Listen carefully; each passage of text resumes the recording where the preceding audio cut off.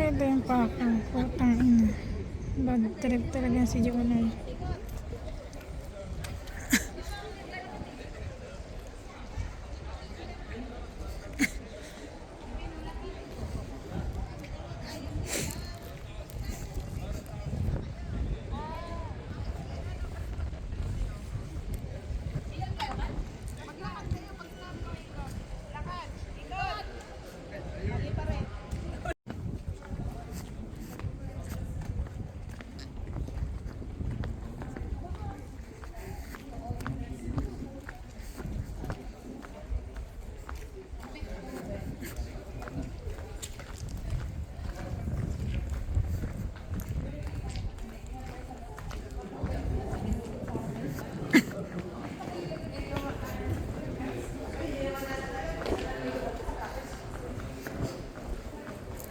Dahil nagpatag na palang lupa sa bundok.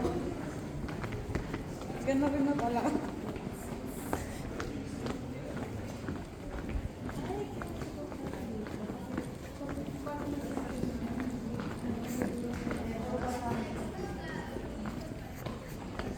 Saan tayo ba pa? Doon sa pinakababa.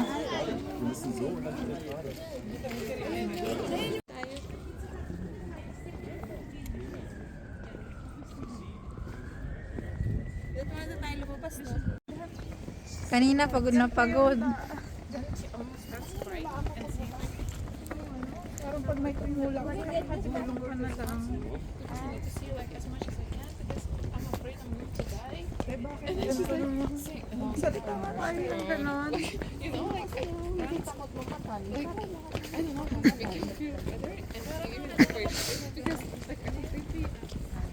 Ganito yung daan sa kamay ni Jesus. Sid-sid naman yung hagdan doon. Oo, maliit lang. 100 step yan eh. Ako rin. Bet ko talagang marating yun. Kasi hindi pa napagbigyan ng pagkakataon. Mas nauna ko pang marating ang Baguio. Kesa sa ano, Yes.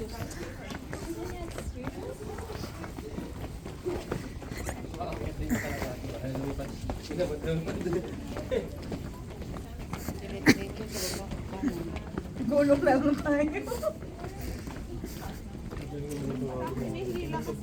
Kaya nga eh. Ang hirap kontrolin ang tuhod eh.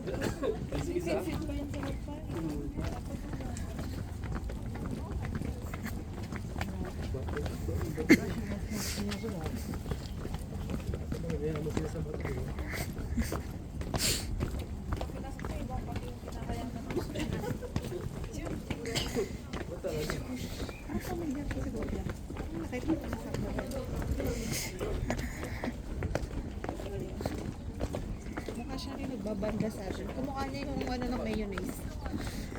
Banda-banda dito. Parang layo pata.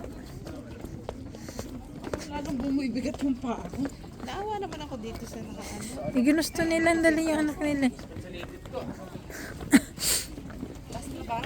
Ay, sabi ko sa'yo, kasama natin yung Madam Melan eh. Kanina pa yung nagre-reklamo, baka pakit pa lang.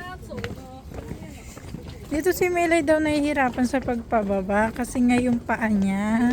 Hindi niya kaya kontrolin. Hindi kayang kontrolin yung paa niya kasi walang ano. Parang siyang nadudulas lagi. Ganun. Kasi nga yung paa niya bata, walang ano, walang ganon. Ganun siya.